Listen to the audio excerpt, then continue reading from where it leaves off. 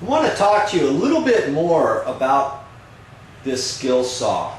Specifically skill saw blades. What's there to know about that? You get a skill saw blade and you use it, and when it's dull you get another one, right?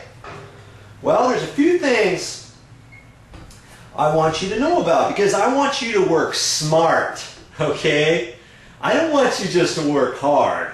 I want you to work smart too. Be kind to your tools. Save that money. Okay, on most of the stuff that I cut, like if I'm just cutting raw wood, I'll use a carbide tip blade. These have little carbide tips on each cutting tooth, and this is a 24 tooth carbide blade. Now there's other blades that have more teeth than this, and there's some that have less than this for carbide. Now I've used some that have less teeth, like for rough framing, cutting through just raw 2x4s and 4x12 beams, 4x4s, 4x6s, 2x8s, 2x10s, all that kind of stuff. But for the everyday cutting, if you want to do that, or cut with trim work, or 1x4 siding, all that kind of stuff, I've stuck with the 24 tooth blade, and that works out pretty good. Now, why am I telling you this? Obviously, there's a reason here, right? Well, these blades cost a little bit more than regular blades. You got regular skill saw blades that have teeth going all the way around, and they don't have these little notches here. Okay? With these notches, you can do a little bit more. You can kind of curve the cut if you have to on plywood, or if you get off your line, you can get back on it easier. And with the regular skill saw blade, without the carbide teeth, those are cheaper, obviously. Now those will last a while, but if you're doing demo work, let's say you're doing demo or something like that, and you can't see the nails, and you think, I'll be careful, it never fails. You're going to find the nail, right? And if it's a regular skill saw blade, it only takes hitting one or two of those nails, and your blade's going to be dull, and now you've got to get another blade. So you always got to carry extra blades around.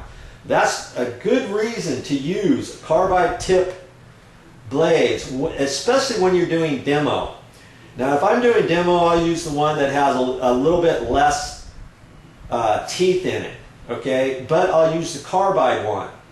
And if I hit those nails, they'll chop right through them, and sometimes I'll break a tooth off or something like that, but the carbide tip blade will still last, you know, until I get done with my demo job or something like that, and I shouldn't have to replace blades. So I always keep one of those spare if I think I'm going to be in an area where I'm working where I may hit a nail, okay?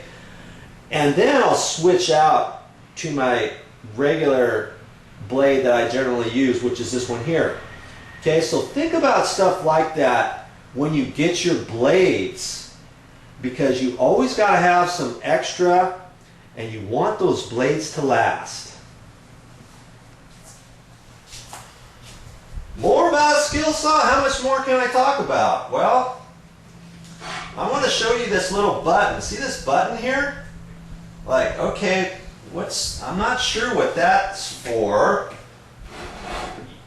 you know? But what it's there for is when you want to change this blade, you're gonna loosen this nut and pull this off. Incidentally, when you loosen this nut, it's the screw is counterclockwise.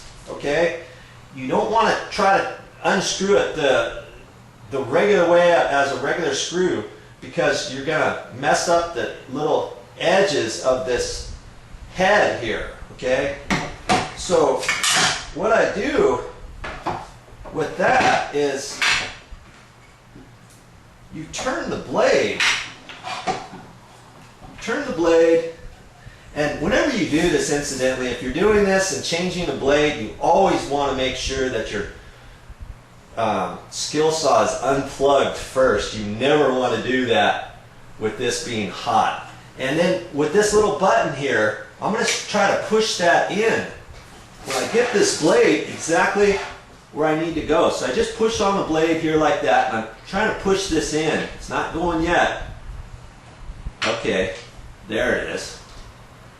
See, there's a definite area there where it locks. So that's what that button here is for. See that button right there?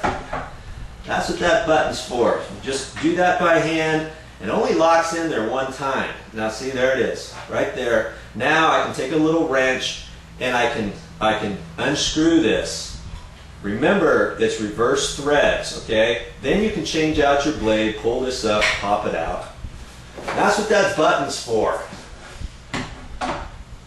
First time I wanted to change the blade, I thought, how am I going to do this? I had to put a 2x4 in there and try to hook it on here so that it wouldn't keep twisting, or put a little piece of wood up in here, whatever.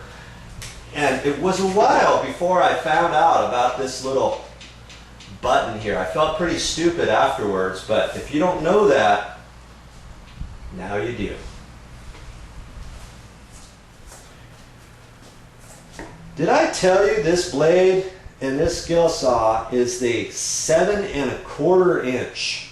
This is the standard one that everybody uses, but the one thing that you may be interested in knowing is they have one like this that's a little bit bigger than this, like an 8 inch, which means that the blade, when you cut through your wood, it's going to stick out further than this, obviously, because it's an 8 inch rather than a 7 1/4.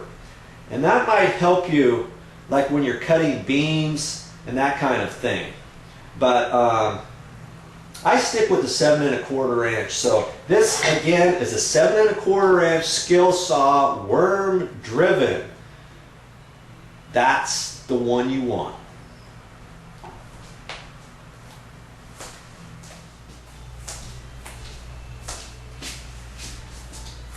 Did I about cover everything you always wanted to know about a skill saw but were afraid to ask?